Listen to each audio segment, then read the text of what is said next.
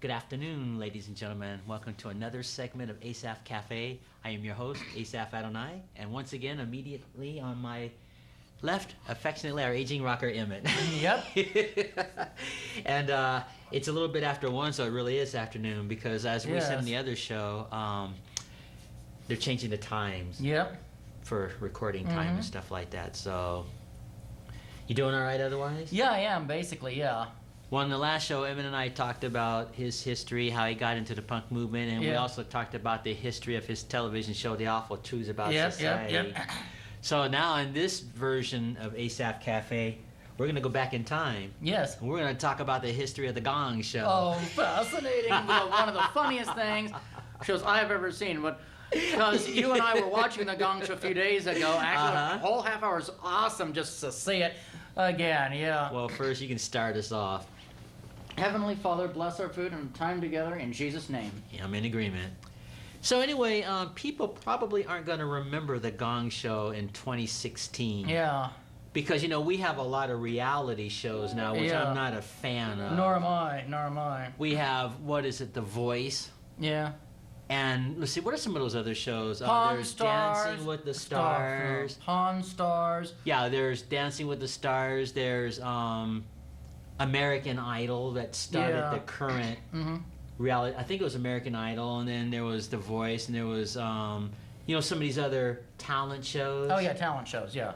I guess is the way to describe it. Yeah. But originally, before any of that started, back in the early 70s, there was a show called The Gong Show. Yeah. And basically what that show did,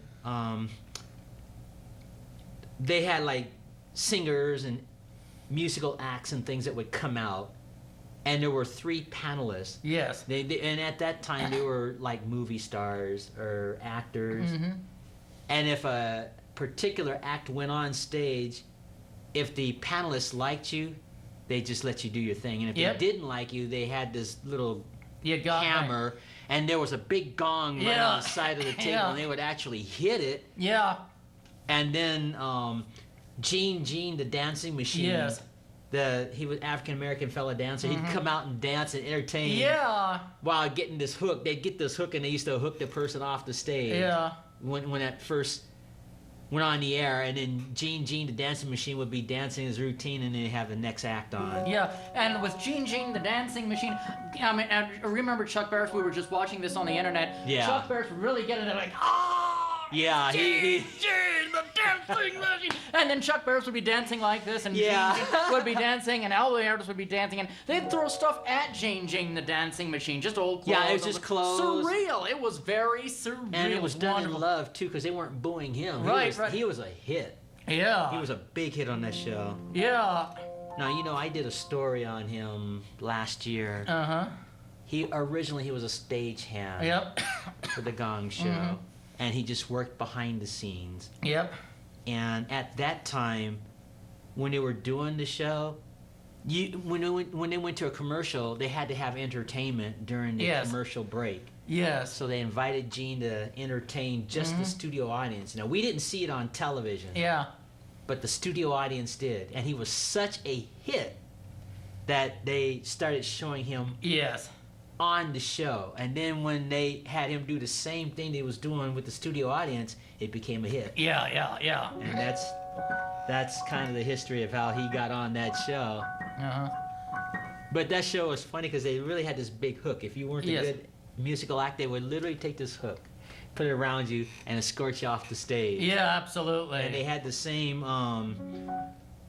I guess actors like Jamie Farr, who were, from MASH, we were looking at, and actress named J.P. Morgan from the past. Yep. I don't think anybody will really remember her.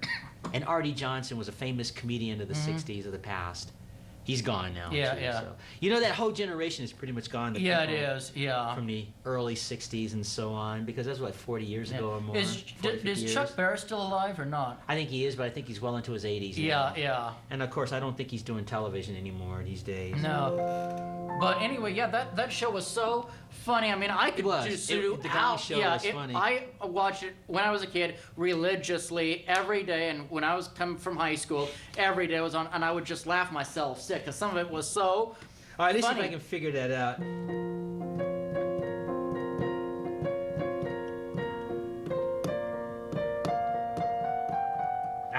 Yep. Something like that. Yeah. Yep. It was something like that, you know. Yeah. But that was a fun show, and I watched that show every day. Same here. You see, way before they had the reality shows like The Voice and all the rest of the shows, it was just the plain Gong Show, and it's kind of cheesy by the standards today. Absolutely. But that's what makes it fun. Yeah, it was funny. That's why it was so It was fun. just, and a lot of the acts were so bad, they were hilarious. I Yeah. don't know why some of them got gonged. If Yeah, I could share, there were some pretty lame acts on there at which the were time. so funny. If I remember when I was a kid, if I could share some of the acts that got gonged, there was this comedian, and he was so funny. He had this little black bag of things that he was joking about. Like the doctor prescribed some eyeglasses for my eyes because I knew, but I don't know how to wear them, and they were just glasses. I remember that, yeah. Yeah, and then there's something about I wanted to play baseball and get a bat. But it wasn't Babe Ruth's bat, it was Vampire Bat. And they got gonged, and I was about dying laughing. And I don't know why they gonged him. It was funny. He was hilarious. I died laughing. There was another one. There was this odd, surreal musical group.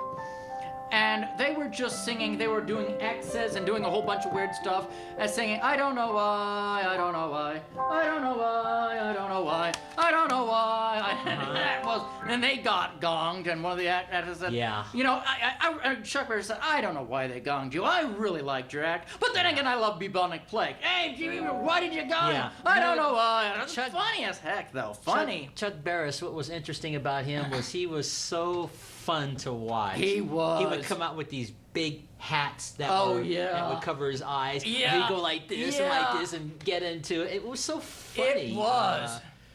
Because like when you watch the reality shows today, they're more like serious. I know. And stuff. And of course, the acts on the reality shows today are a lot more professionally done. Yeah, right, in the Gong Show. But the Gong Show was fun. It was. I mean, you could It do the was just a cheesiest fun- thing. Yeah, exactly. Silly, fun Yeah. show, but that's why it worked. And it was fun watching the movie stars and the actors. And Yeah, it them was, take yeah. Their time to. We're talking about major actors on television at that Yeah. time. And you know, again, I don't know how many people will remember the Gong Show. I don't. You know, I don't know. It's That was almost like a lifetime ago now. It seems like. Yeah, and that show, and their funny skits that they would have in between the commercials were hilarious. Like, what did she say? There were this singing group called the Mummers. I mean, Chuck Berry introduced this singing group called the Mummers. Right. Well, they basically didn't say anything. They were just three women, and then Chuck Berry And the said, Mummers, yeah. Yeah. Well, don't just stand there. Do something. So they had water in their cheeks, and they sprayed Chuck Berry with water. Yeah. And that You was know, so that funny. reminds me, those Mummers, that reminds me of that guy that went on that, I think it was the America's Got Talent. Yeah. And he had like this tape over his mouth. Yeah. And that's all he did. That was his act. I mean, that's hilarious. It was just tape, and It's he so would roll his real. eyes a certain way, and he wound up getting into the finals, I think. Yeah, that is surreal. I love that surreal stuff. And Yeah, when I first saw that guy, my first thought was, oh man, this guy's gonna get crucified Yeah. by Simon Cowell or whoever. Yeah, But no, he made it. Yeah. And I admit it was funny watching this guy. was. Just, you know, he just had tape over his mouth. He just stood there and just did things with his eyes. And Yeah. There was another guy, he had a mustache, and he was always had this huge tuba. Uh-huh. Do you remember the one? And I said, I'm going to play this tuba to the saxophone. I'm going to play it now. And then Chuck Berry, if you can't even pronounce it, how are you going to play it? Uh-huh. I said, oh, I don't know. Oh, by the way, I have a joke for you. I have a joke for you. Please, I have a joke for you. Yeah. There were these two women, and they went into a bar. Right. And then Chuck Berry, and then what? And oh, I forgot. I mean, stuff like that was hilarious. You know, Right. just Right. hilarious, and I was dying laughing. And these people were having fun on the Gong Show. A lot of fun. I would have loved to have been on the Gong Show. I would have told my surreal jokes. I probably would have gotten gonged. Well, you never know. I mean, I've seen some strange things go through that show that end up making it there. So, but It was just a fun show. It was. And I don't know what Chuck Barris is doing these days. Probably in retirement, I would He probably imagine. is. He made a lot of money on that show and some Yeah, others he did. did. Yeah. And let's talk about some of his other shows. Are you familiar with the $1.98 beauty pageant? No, you showed it to me last week on the internet. It was a parody of the actual Miss Universe pageant. And they had a comedian named Rip Taylor who was the host. I don't think people will remember him, but he, they actually, and these were just simple people like housewives or moms, like moms and stuff like that. And they would actually, for like 20 minutes, they'd have these ordinary people walk out on stage like the beauty people, and they ask them questions and things like that. And then at the end of the show, whoever won actually got a check for $1.98. Wow. And it was so funny because they would come out with the crown on her head and they would drop the confetti and the balloons and they would hand her a check for $1.98. Yeah, fascinating. And it was funny. Why $1.98? But that was Chuck Ferris' invention too, and it was similar to watching the Gong Show. And it was funny too. And Rip Taylor, of course, he's a real comedian, so he was really funny in that and stuff like that. But I guess what I'm saying is they had a lot of fun shows in that era. Maybe silly by today's standards. Oh yeah, no, that's what it worked for me because it was fun. It was just fun.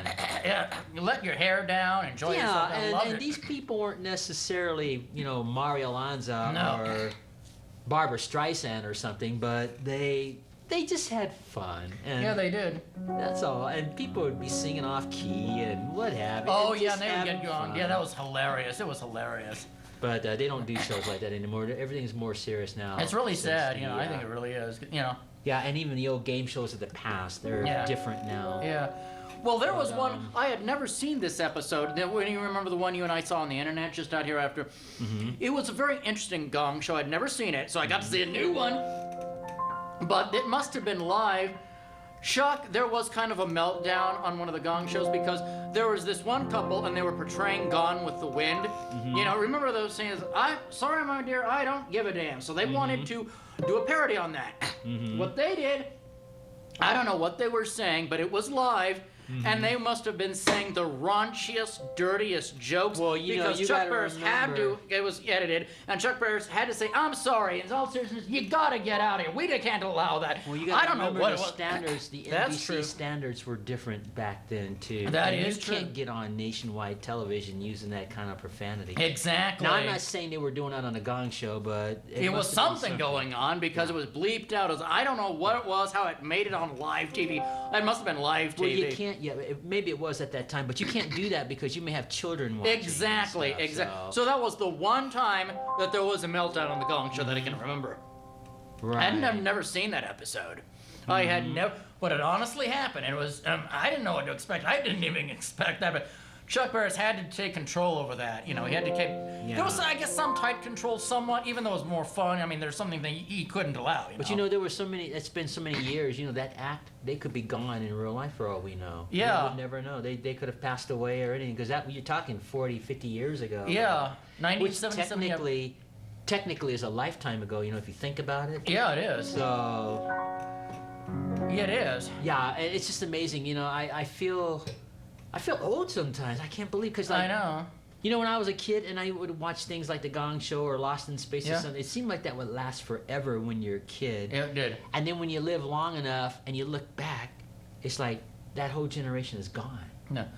They have passed on and they got new shows and new concepts, and the old stuff that you thought was going to be there forever is forgotten. I know. Really? I don't even know if they had it in DVD. I would have liked to get some on DVD. And nobody talks about the Gong Show anymore. I bet you could go to the university and say, "Hey, you remember the Gong Show?" They probably wouldn't even know what you're talking about. No, it wasn't their generation. No, oh gosh, just shows from the past. Even Time Tunnel. I don't think people remember Time Tunnel unless they were like older and stuff like that. Because I think James Darren's like in his 80s now. Yeah. So that just gives you an idea. It's just interesting. The generations go by. Yeah. Oh, by the way, folks, I forgot kind of a mention. Last week when we were debating Scott about, I accidentally said I was 38. We were talking about Star Trek: The Next Generation. I'm 48, not 38. I don't know why I said I was 38. I'm 48. I was born in 1967. I guess I didn't catch that. Yeah, I watched it when I got home and I thought, oh no, I said I was 38, not 48. I'm 48, You're folks. 48. Not 38. Sorry about the slip up. I'm 48. Well, my birthday is coming up next week. October 26th. Really? Yeah. Happy birthday. Thank you. I will be 58. So Wow. I feel blessed. Yep. And as I look back at my life, I got to do some really crazy things in my lifetime that were fun. Yeah. Not breaking the laws. I don't mean that. I mean Right. just I've had unusual things that I've got to do things I guess most people haven't got to do in my lifetime that were fun. And I look at my life, I'm like, I can't believe I got away with that. Yeah. And got to do that. Mm-hmm. And stuff. So, like, one of the crazy things, I used to, this is going to sound insane. I used to be a mascot when I was in my early 20s, Uh-huh. and it was called the Brown Hornet. Yeah, yeah. Now, this was based on Bill Cosby's Fat Albert and the Cosby Kids. You remember that cartoon? I remember it, didn't care for it, but yeah. Mhm. Well, anyway, what I liked about Fat Albert and the Cosby Kids was they always had a positive message for children when it was watching, because it was like it was a fun Yeah, show, yeah. but it had an educational theme. Mhm. But Fat Albert and his friends, they would go into the junkyard, and they had this old crusty television, and they used to watch their hero, which was the Brown Hornet, Uh-huh. which was based on the Green Hornet with Bruce Lee and all that, because they're an African American cartoon. That's where I got the idea to become my version of the Brown Hornet, and it worked. When I created that Brown Hornet at the time, I used to go to the Las Vegas minor league baseball teams as one of the mascots, and I was still able to play that trumpet at the time. So what I did, I had like these gloves, Yeah. and I had this cape, and I had a little bumblebee on my chest that said Brown Hornet. And I used to wear these stockings like what the girls wear, and I had these not swim trunks, but like trunks, like tennis trunks. Yes, yes. And I had these like moccasin boots on that I had, and I had a little mask that covered my eyes, and I was called the Brown Hornet. And I did that character for years. It was my best character. But as I got physically older, I knew it was time to retire that. Because you know how your body is when you're younger.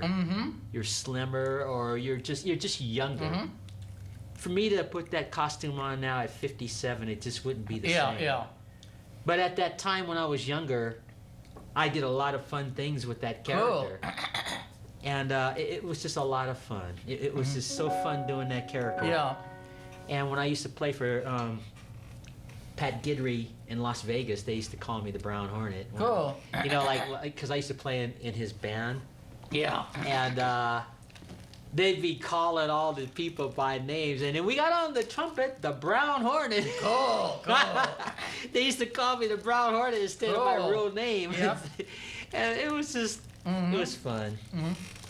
And speaking of Pat Guidry, I don't know if you would know him. He's just one of the best singers that's ever been in the entertainment world. He's probably retired now these days, because, you know, I've got to remember I was in my 20s. But Pat was known for singing the music of Otis Redding and Sam Cooke and just, you know, all these people from the past, and he was very good at it. And he spent his career performing in Vegas, like on the main strip, like the Riviera Hotel. And I just lucked up and well, providence of the Lord, to be a small part of that. A very small part of that. He gave me one of my first music jobs. I think I was 24 at that time, 25, something like that. And I just never forgot it. So, you know, I just the point that I'm making is I got to do a lot of fun things with my life, like the Brown Hornet, and it was just. Oh yeah. I look back, and I also made the Chamber of Commerce too. I think in 1985, 84, something like that. So they could probably look it up, you know, and stuff. But it was fun. But yeah, I turn 58 next week, so. Happy birthday. Thank you, October 26th. And I just feel blessed to have got to live this long. Yep. Especially when a lot of people don't make it that long. I know. And you know, on a more serious note, you know, I am a piano player. Yes. And when I was growing up, I used to think to myself, how come I can do this and others can't? Yeah. You know, when you're young and you're processing that. Yeah. But then there's a teaching method too. You know, like if you have an extraordinary skill. Yeah. I'm not saying I have an extraordinary skill, but what I'm saying is be humble. That's the key. if you're blessed with a certain skill, just thank God for it and use it. Practice. Make people happy. That's ways of using it. To me, that's a way of saying thank you to God. If you've got a talent and you're out here showcasing it and you're having fun with it and you're being humble about it and thankful about it, that to me honors God. You know? And that's the approach I learned a long time ago when I used to question, why me? Why did God give me this? Why can I do this? And my attitude is, why not? Exactly. It's not because I'm better than somebody. No, God just decided to give me the ability to play the piano. So say thank you and just use it. Exactly. Other people are like mathematicians or scientists or doctors or teachers. I could never do those things. Yeah, no, yeah. So whatever the gifts are, I just say thanks, you know, and stuff like that. But I'm not doing much playing. I'm just playing chords.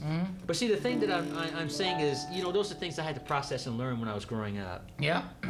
And just always have a spirit of humility. Yep. And thankfulness. And that's the approach I have in life. Yep. But it's just fun. But I've had a fun life as I look back. definitely. I'm not saying I'm old. I'm just saying that I've got to do a lot with my life as I look back. Stuff like that. Are you doing anything fascinating for your birthday? A big cake or anything, or just relaxing? No, I'm just gonna probably relax and take it easy and watch television that day. I think that's on a Friday. Yeah. Is my birthday. So after I do Wake Up Missoula that morning, I'm just gonna kind of take it easy. And speaking of Wake Up Missoula, Noel's leaving. I'm so saddened by that. Yep. It's been a delight doing that show. Yeah. You know how that started for me? I'm not talking about the cafe now. We're talking about Wake Up Missoula. Right, Talk right. about that. On August 4th, 2014, Yeah. Noel and Scott invited me for the very first time, because I have the DVD of that appearance. And all they did was ask me some questions on the program. And in my case, I got to play a song at the beginning of that. And, you know, I thought, okay, after that appearance and playing throughout the show, I thought that would be the end of it, and I'd never do Wake Up again. And then about a week later, Noel invited me to play the piano on the show, just off and on. You know, like how I'm doing it? Yeah. And I thought that was cute. And there was no musical notes at that time. All I did was literally played off and on throughout the entire show. That turned into a few months of doing that. A few months later, you know, to give the show more, what's the word, freshness, I guess? Noel says, hey, I got an idea. I think you should do a segment. I think you should do your own segment called Musical Notes with Asaph. That was her idea. And she said, all you have to do is just tell a story about, say, a movie star or a musician. And so at first, I just focused on musicians. Like Plas Johnson. Now, you don't know who he was. You don't know him by name, but you know what he does. Plas Johnson was the African-American saxophonist who did the actual soundtrack to the Pink Panther cartoon. Oh, yes. That was Plas Johnson. And so I started doing those kind of stories, you know, of people that you don't know who they are, but you know what they do.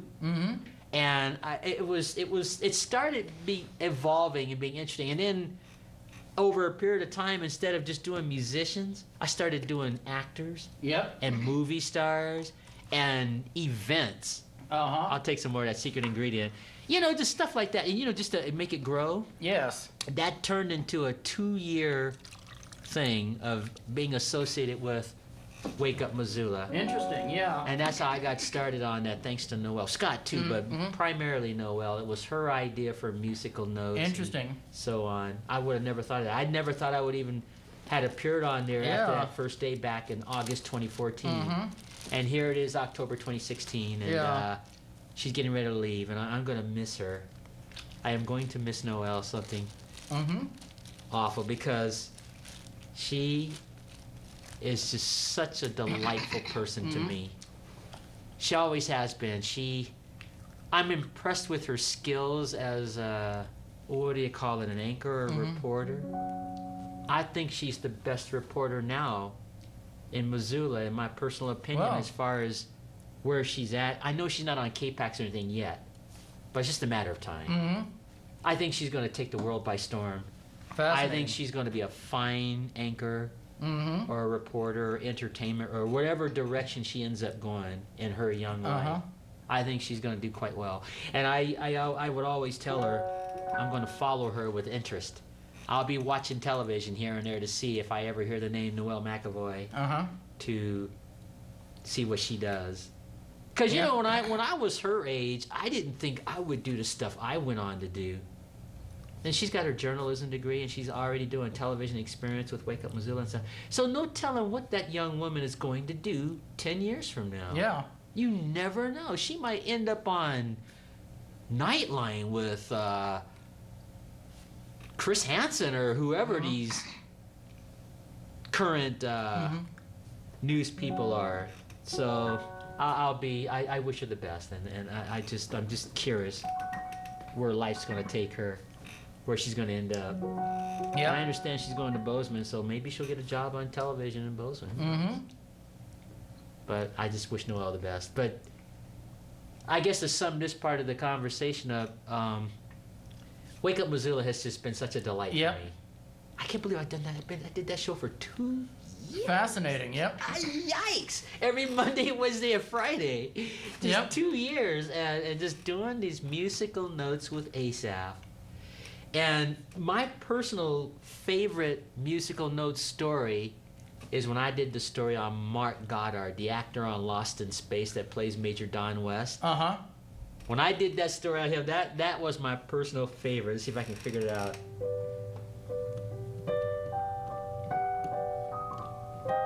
You recognize it? Yep. By the way, this set, is that a cat in the background, or what is that? Yes, it is. I've got to see this. I didn't recognize that. I can barely... Well, it looks more like, I don't know, a cheetah maybe or something. I don't know. Or maybe it's some sort of odd mammal that I can't really make out. Yeah, but it's just cute though on that set like very that. interesting, Let me whatever do it that. Let me try to see on the theme of Lost in Space. Whoops. Do it again. I just noticed that there,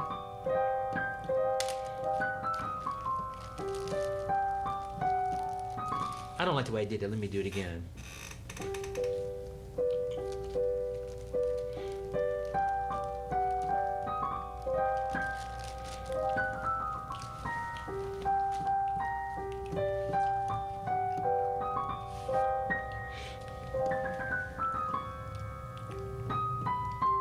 You and I were just watching Gene Gene the Dancing Machine, and when I saw the audience in the 70s, I realized how much times have changed. Yeah, I know. Their clothes were different, their hairstyles were different. It was unbelievable. It was just totally different times, really.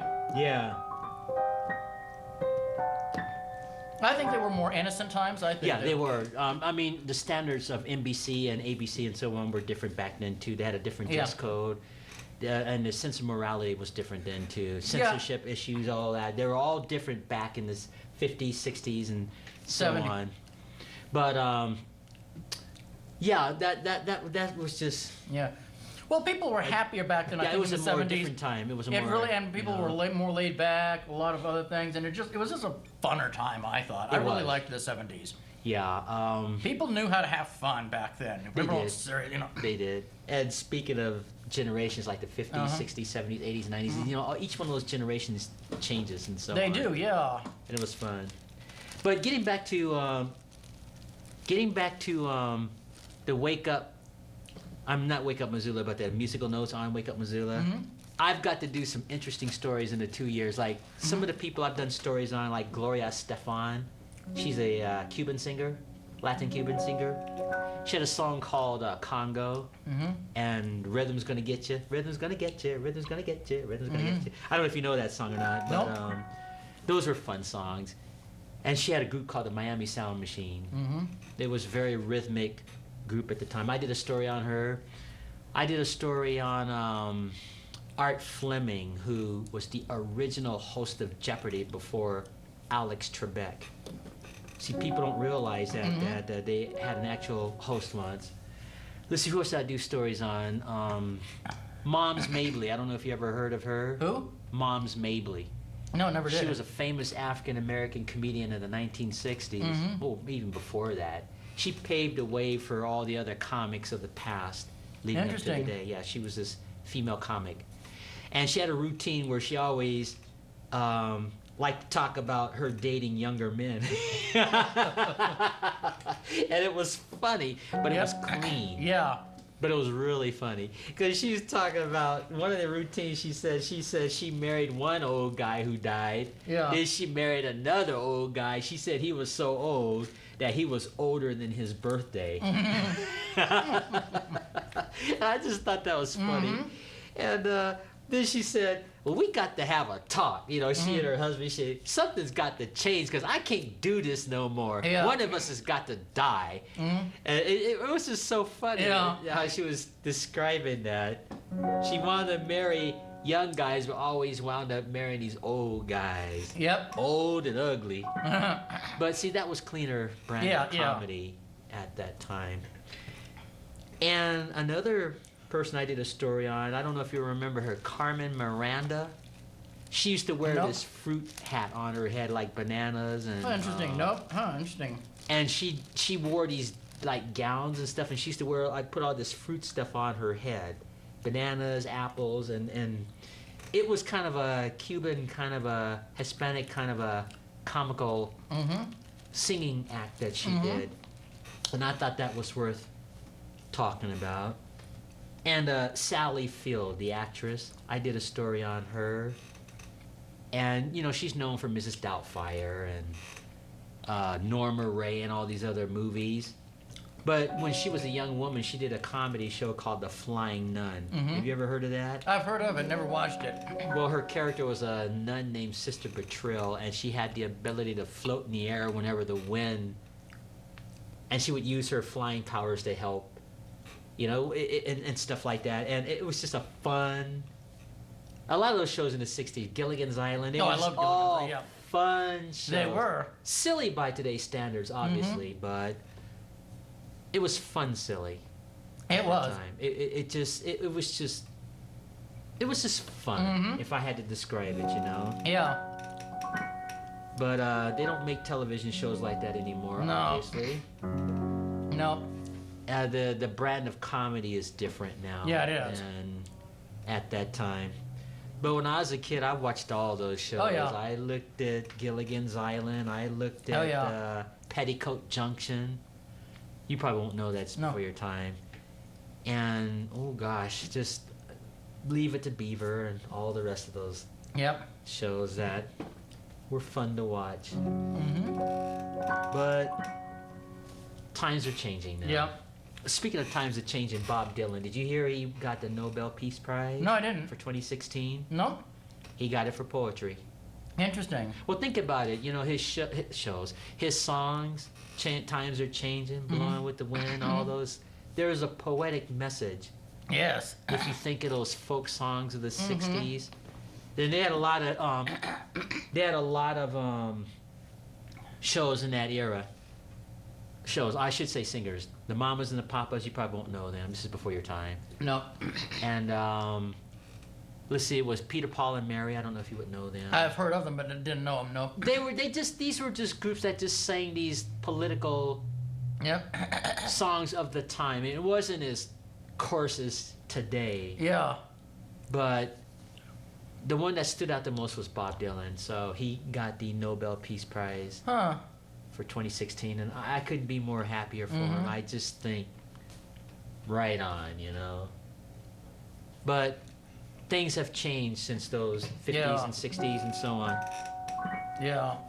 And now, 2016, everything has changed. Yeah. You look at the political debates, it's different than when you saw those clips of John F. Kennedy and Richard Nixon. They didn't attack and smash and destroy one another back then like they do today. Yeah. I mean, it's hard to look at these political debates. I'm not trying to get into political, but I just wanted to comment real quick on that it's just hard to watch that when they're attacking and assassinating everybody's character and stuff, and it's just awful. It's like, I'm glad I'm not into politics. Yeah, definitely. I don't think I'd want to do that as a kid growing up. But I am curious who's going to win this, though. Yeah. Donald Trump or Hillary Clinton. It will be most interesting, and I'll leave it at that. Yeah. We only got a few weeks left to go before They feel very, very long weeks. Yeah. Well, we'll see. And, I'm not going to tell the TV audience, vote for this. I'm not even going to endorse it. I'm just saying we got these 2 people running, and we'll see what happens. Yeah. But anyway, getting back to the past, it's a different, television was different. Standards were different. Were different. The dress code was different, like you mentioned. Yeah. Everything. The censorship for the networks were different. And so on. So, I started playing for Christmas already this year. Really? Last week. Cool. Yeah, I'm playing at the Paddy Creek Market now. Playing Christmas songs? No. I just get to do the normal stuff. It's we're talking about the whole entire holiday thing. Yeah. It started for me last Monday. Cool. So I'll be playing at the Paddy Creek Market, and then eventually the mall. Yeah, that's coming up. The mall. Yeah, I'd love to see you at the mall again. Yeah, it's coming up here pretty soon. And gosh, I can't believe I've been doing that for I think it's 7 years now. Cool. This is my 7th year. Wonderful. At Paddy Creek Market and Southgate Mall. Yeah. Southgate Mall. And I think it'll be changed this year now because they've been doing those expansions at the mall and changing they have new stores and all that. So it'll be kind of interesting to see what happens. And I've been working on some new material that hopefully I'll have prepared, like this one here. See if I can do it now. See,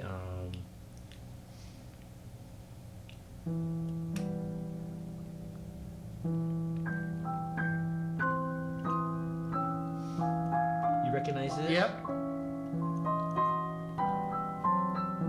That's the beginning of the Dance of the Sugar Plum Fairy. I've been trying to prepare this for the holiday. I don't know if I'll be able to, but I'm working on it. Do you, oh boy. You know that guy, that reminds me of the Gong Show again. Now you've, just talking about Jingle Bells. Yeah, there's a skit I forgot about. Do you remember that guy who I told you was playing the saxophone? On the Gong Show? Yeah, that big tuba. Yeah. I'm going to play this tuba. I'm going to play this now. I'm going to play this. It was one of their skits, know. I think it was the same guy. He also played the guitar. Like he was, Chuck Berry started thinking in one skit, I said, we don't have time to play the guitar. We don't have, no, I got to play this guitar. I got tunes in my head. See, I've got these tunes in my head. No, we don't have time. All right. We can play it. And he started playing the guitar. For real, huh? Yeah, the guitar, jingle bells, jingle bells. And Chuck Berry would say, jingle bells, jingle bells, jingle bells. Jingle, and then he tried to say something dirty. I'm not sure what it was, but Chuck Berry said, okay, we'll be right back, and put his hand to his mouth. And that was funny. Now, that was done deliberately, but it was funny as heck. Well, I think a lot of that might have been staged and pre-planned. It was fun. Yeah, exactly. Staged and pre-planned. A lot of those skits were like the Mummers. I mean, it was hilarious. Isn't it amazing? 40 minutes have already gone by. Fascinating. Yeah. But no, that Gong Show was just such a fun show. Oh, yeah. All those shows in the past were fun. They were. And so on. Even the detective shows were fun. Mm-hmm. And it's just a different time. It is, yeah. Different time. Well, and people were more innocent. I think they were friendlier, and they were happier. It was just a happier time. People are now so serious, but it was a happier time, funnier time, Well, there was no political correctness either. Exactly.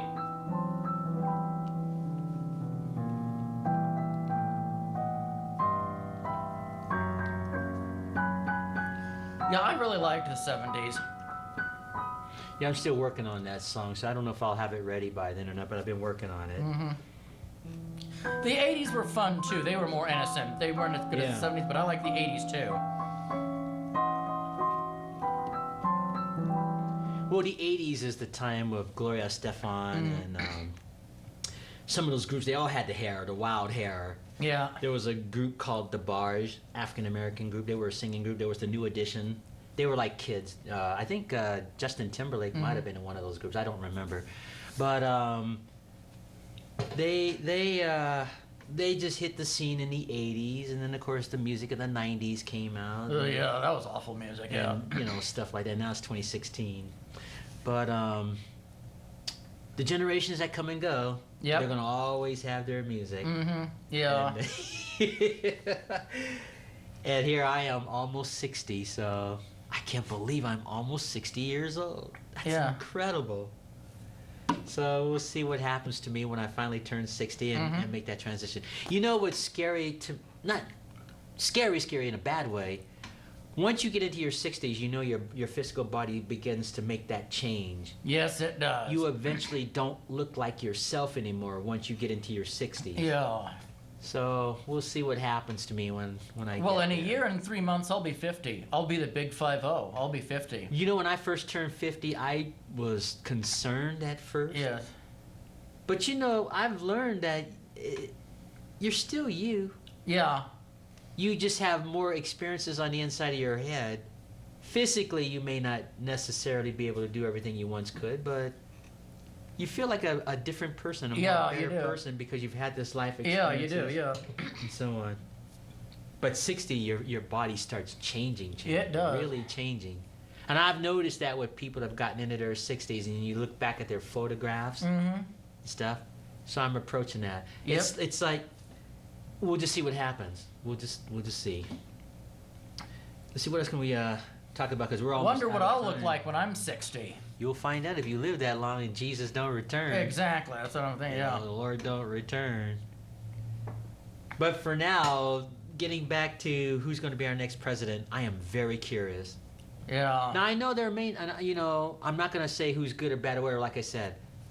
But one good thing about Hillary, if she wins, she'll be the first woman in U.S. history. Yeah. So from that point of view, that's very historic. Because if you think of our country is only 240 years old. Yes.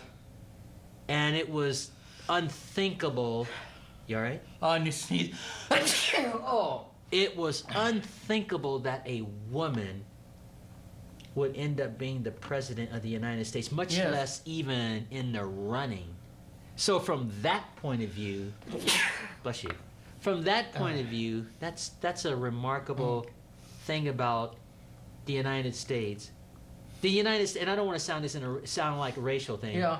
The United States has this image of old white guys in power. Yeah. And now that's changing over the years. Yeah. From when they had the original 13 colonies, they never thought there would be a woman on her way to the White House, or an African American person, or any other person of color being in the Supreme Court, and you know, stuff like that. Yeah. Those are just things to think about. And like I said, I'm not talking about their views. I'm not saying vote for this. I'm just saying from that point of view, that makes it interesting. So it'll be interesting in a couple of weeks from now, or 3 weeks from now, whatever, however long it is, and see who's going to win. Yeah. And I have to admit, when President Obama first walked out on that stage, and I'm looking at this African American president for the first time, that just brought, from that point of view, that was just an amazing thing. Because when I was a little boy, that was unheard of. That didn't even enter anybody's imagination. That someday an African American person would end up being the president of the United States. Yeah. That's just, I mean, it's hard to explain. You had to be there. You really had to be there. I mean, it was unthinkable. And now it's happened. So. No, it's kind of like when John F. Kennedy was elected. He was the first Catholic. Yeah, too, we were thrilled. You know, we were absolutely thrilled to have a Catholic as president because I don't know if many people. I don't want to get too serious on our wonderful show. I know. I realize that we're just talking about just the skim of it. You know. Exactly, because Catholics were so persecuted, we couldn't get jobs, we couldn't get. Oh, yeah. But then a Catholic became president. We were very proud of our first Catholic president. We're very happy. So that's all I'm saying was Exactly. if Hillary wins, first woman. And you know, I'm not getting, like I said, I'm not getting into the political sides. I'm not even going to go there. I'm just saying, just on that surface. Yeah. And I admit, I did get goosebumps when I first watched President Obama come out. Now, I admit, I didn't always agree with on stuff, but that's another matter. But just seeing this African American person is all I'm saying, especially with the civil rights movement. Nobody thought then. Yeah. It just never entered anybody's mind then. I mean, not only Catholics being persecuted, but African American people and other people of color. Yeah. And then, you know, you go back to World War II with the internments. Yeah. You know, the internment camps with that they did to the Japanese people, because a few bad people did something. The United States said all Japanese people are bad, and that's wrong. It is. You know. Yeah, I missed So- that whole civil rights era because I was just a baby. You were yeah. probably just a baby, but it was an uncomfortable time in Yeah. in U.S. history. Yeah, well, yeah. And there were a Well, lot of people like Bob Dylan who were protesting what was happening to the African American world. And when they had those little marches, Yeah. they had black and white. But that was a different era, and times have changed now. Yeah, interesting. And like I said, we've talked about since we love Star Trek. Star Trek often talked about the civil rights era In a sense, in a yeah, science fiction way. Talk right. about civil rights issues, race relations. It was fascinating in that way. Fascinating. And I think that's why the original Star Trek, like you mentioned, was so relevant. Yeah, it was. Because they came up with topics. Well, okay, if you backtrack, originally, I guess NBC wanted a Western. They did. In Wagon space. Train to the Stars. Yes. Yeah, because there were a lot of Westerns that were on at that time. And Gene Roddenberry said, no, I don't want to do that. I want Exactly. to write about relevant Uh-huh. topics, like God, sex, religion. Exactly. Those kind of things. And that's why Star Trek worked. I think if it had been a Western in space, it would have just fell flat on its ear. Yeah. It would have been considered corny to have a Western in space.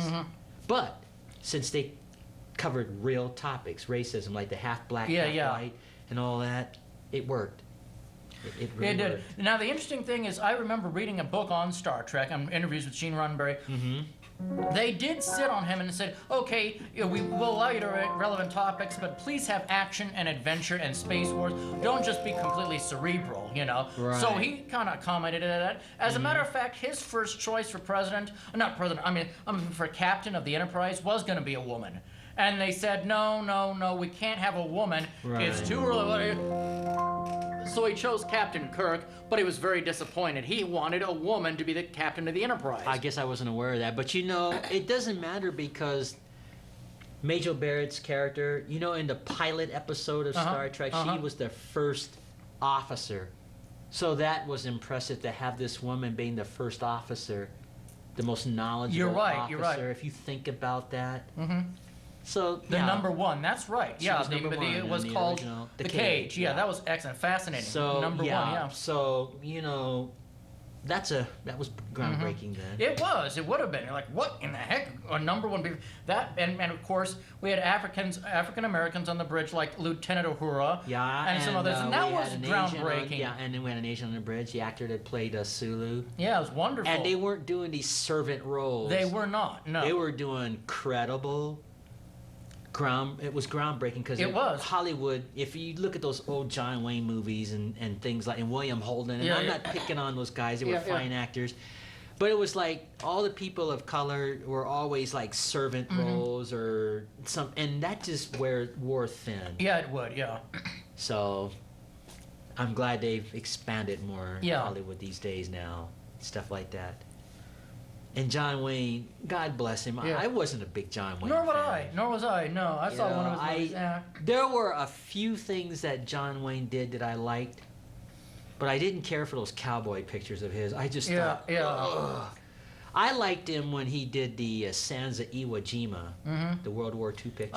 I saw it once. I didn't care for it, but yeah. I thought it was pretty good, and that I liked him when he was older, when he was that detective. He had a detective series on television. I thought that was quite good because it just got away from that crazy cowboyish pilgrim image. Yeah. That just didn't work for me. Yeah. But he was the best. You have to admit, he was the best cowboy actor in history. Oh yeah. So, but it just didn't work for me. And that True Grit, that was just so silly as far as I was concerned. I never saw it. They had a scene where, okay, now John Wayne's character has an eye patch, right? He's big, fat eye patch. Horse could hardly hold him up, right? And there were 6 gunfighters in front of him, and they were gonna like the Alamo. You got these 6 guys against this one, and he's flipping his little rifle around, and he picks off all 6 of those guys. I was like, come on, really? Yeah. If you got 6 guys over here against one, who's gonna win that. But no, John Wayne, it's a John Wayne movie, so he ends up picking off all 6 of them. I'm thinking these guys must be bad shots, and they can't get this one guy. But and I'm not picking on John Wayne. He was a fine actor. was not the biggest fan. No. But, you know, he did leave the world a lot of movies. Oh yeah, he did. Yeah. Mostly cowboy westerns. Mm. But, I'm not really a fan of westerns Nor am anymore. I. Nor am I. It has nothing to do with John Wayne can't act. Yeah, yeah. I just wasn't into westerns. Yeah, nor was I. And, you know, For I whatever did reason, made yeah. an exception with The Rifleman with Chuck Connors. Yeah. I made an But- exception, of course, with the Wild Wild West. That Oh, was yeah. good, and that's on MeTV now. Yeah, that's on MeTV. Yeah, it's very good. I'm very happy about that. I guess another reason why I'm not a fan of the westerns is because if you were an African American in that time period, Oh yeah, and that's what I see. So it was horrible back then. Yeah. yeah. So when I watch all these fine westerns, as far as the storyline, the plots, still, Yeah. it's- And that Yeah. whole macho tough, you got to be a man. You can't cry openly. I'm against all of that too. Yeah. You know. Well, I don't think they were trying to necessarily portray that. I know back that, but then, it's that kind of idea. You know, I'm a tough Western guy. I got my gun. The Yeah. world's not big enough for both of us, pals. Remain that. Yeah, I know. It wasn't for me. Because you think about it, when you get to heaven, there won't be any westerns or No. Winchesters, and I doubt there'll be any guns there and stuff. No. All that stuff will be forgotten, probably. Yeah. I was more into probably sitcoms. Yeah. At the past, Yeah. not the lame ones they have today. Oh You know, yeah. comedy shows and fun shows and musicals like The Sound of Music Yeah. and that sort of thing. I hope in heaven there'll be science fiction though. I can't wait to see my science fiction shows. Well, you know, I once said this. The first thing I want to do after I meet Jesus, I'm going to ask him and say, God, you know, when I was a little boy, I used to watch Lost in Space with June Lockhart. I want to know, is there a such thing as Alpha Centauri Yeah. out there in the universe? And if there is, that's the first place I want to go when I get to heaven. Yeah. That's how I want to start it off. I want to go to Alpha Centauri, if there is a such thing. Actually, there is a star called Alpha Centauri. It's 4 light years away. It's our closest star. Well, I mean, we you don't know- know if it has a solar system around I know, it or but see, not. God would really know that because He's the creator of all the planets, as you know, the Book of Yes. Genesis says. So it'll be fun, and I'd like to go to Alpha Centauri and Definitely. explore and just have fun in heaven. Yeah. That's something to look forward to. Absolutely. heaven. I can't wait. Yeah. Yeah, it'll be fun. I heard a song on the radio just last night. They were talking about heaven, how fun heaven will be. Oh yeah, it'll be fun. It'll be laughter, joy, and just yeah, Yep. you never know. Yeah. Maybe we'll see the Gong. Maybe we'll get to do the Gong Show again. Maybe I'll be the host of the new Gong Show in heaven. I can't wait for that. Yeah. With good old Emmett, and it'll be the new host if Chuck Barris doesn't do it again. You know, re-pick it up. I don't know. Yeah, so we'll see. Any last minute things because we're out of time. See how fast this went? Let's see. There were these 2 dishwashers, and they're splashing around in a coffee cup. Then this one dryer came along and said, "Oh, I can't see around that." So he went to the other side of the room and started screaming about algebraic equations. Ha ha ha! And on that note, thanks for tuning in, ladies and gentlemen. I am Asaph Adonai, and once again, affectionately on my left, our aging rocker Emmet. And I want to give a quick tribute to Noelle McAvoy. I'm going to miss her when she leaves. She won't be doing Wake Up Missoula anymore. Yep. So I'm going to miss her. Mm-hmm. I'm really going to miss her. It won't be the same. Mm-hmm. But, you know, in life, everything goes to their next Mm-hmm. transition and so on. Yeah, they do. Yeah. And I think this will be a transition time in this young woman's Mhm. life. And, you know, Wake Up Missoula, they'll probably have new everything. You know, the show will go a different direction. And, of course, this show will probably go a different direction, too. We start doing those outdoor Oh yeah, it will. cafe locations Mhm. and things like that. But, yeah. I want to say thanks for always putting up with me every week. Oh, it's every week. fascinating. It's You're a so fascinating fun. friend of It mine. just- Yeah, just wonderful friend of mine. This is Fascinating. just such a fun show to It me. is, it a is. show that accidentally came my way that I didn't think. By the Lord's providence. Yep. Yeah. So That's my I show, just, yep. just really thankful. And Professor Green, he wants to appear. He and his wife. So it'll be fun when we have them both on It there. will be, yes. You and I talking to both of them. Yes. And no telling what the conversation will be at that time. Yep. Because he sent me an email. He said he will as soon as he gets the opportunity because he's teaching right now Yeah. Yeah. at the university. Mhm. So it'll be fun. Yep. And I told him about the debate you and Scott had last week. Yep. So I'm sure he and his wife will be watching that. And soon. again, I'm 48, not 38. I'm sorry, I accidentally said 38. No, I'm 48. I was born in 1967, December. Right. Yep. All right. Well, thanks again. So until our next show, Maranatha.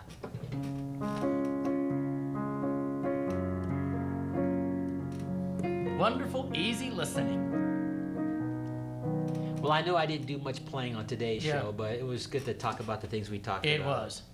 And the Gong Show will be a That fun is show so that will funny. go down in history. All right, well, make yourself at home, and I'll shut everything down.